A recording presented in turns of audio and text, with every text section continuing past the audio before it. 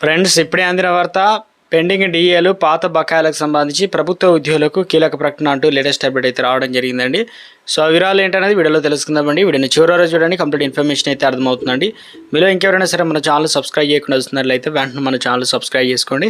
ప్రభుత్వం నుంచి వచ్చే లేటెస్ట్ అప్డేట్స్ అన్ని కూడా ముందుగానే అందించడం జరుగుతుందండి. చూస్తున్నారు కానీ లైక్ చేయడం మర్చిపోతున్నారు, దయచేసి లైక్ చేయండి. లేట్ చేయకుండా వీళ్ళకైతే వెళ్ళిపోదామండి మనం. రాష్ట్ర ప్రభుత్వ ఉద్యోగులకు బకాయి పడినటువంటి 4 వాయిదాల్లో డిఏను జూలై 2023 నుండి అమలు చేయాల్సినటువంటి పిఆర్స్ని అడగొద్దని, అవి కావాలంటే నెలల జీతాలే ఇవ్వలేమని చెప్పేసి రాష్ట్ర ముఖ్యమంత్రి ప్రకటించడాన్ని తెలంగాణ ప్రోగ్రెసివ్ టీచర్ ఫెడరేషన్ తీవ్రంగా ఖండించింది.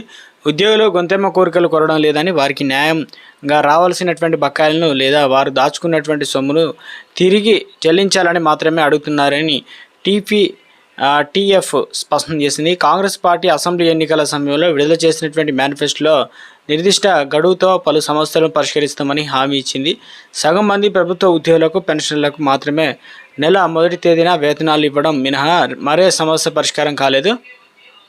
ప్రభుత్వం అధికారంలోకి వచ్చిన తర్వాత 15 నెలలు సమయం ఇచ్చామని, ఆ కాలంలో అనేక సంక్షేమ కార్యక్రమాలు, నూతన పథకాలకు వేల కోట్ల రూపాయలు కూడా కేటాయించి అమలు చేస్తున్న ప్రభుత్వం ఉద్యోగులకు ఇవ్వాల్సినటువంటి వేతనాలు, బకాయిలు కూడా డబ్బులు లేవని చెప్పడం విడ్డూరంగా ఉంది. ఉద్యోగులు కూడా ప్రభుత్వంలో మరీ ప్రజల్లోనూ భాగంగా ఉన్నానని, అయితే వారి సమస్యలను పరిష్కరించాల్సినటువంటి బాధ్యత కూడా ప్రభుత్వంపై ఉంది. 5 నెలల క్రితం ఉద్యోగ సంఘాలు జేఏసీ ప్రతినిధులతో జరిపిన సమావేశంలో వచ్చే ఆర్థిక సంవత్సరంలో ఆర్థికపరమైన సమస్యలు పరిష్కారం చేస్తామని, ఈలోగా ఆర్థిక భారం లేని సమస్యలను శాఖల వారీగా పరిష్కరిస్తామని ముఖ్యమంత్రి స్వయంగా హామీ ఇచ్చారు. మంత్రివర్గ ఉపసంఘాన్ని ఏర్పాటు చేశారు. కానీ ఇప్పటివరకు ఏ శాఖ ప్రతినిధులతోనూ మంత్రివర్గ ఉపసంఘ సమావేశం జరగలేదు.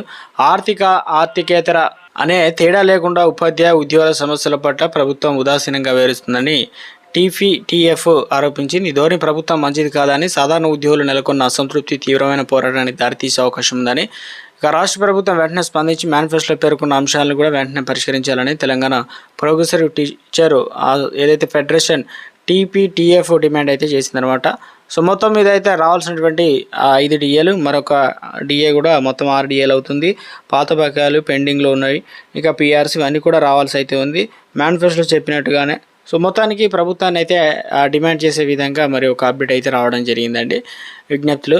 సో మొత్తానికి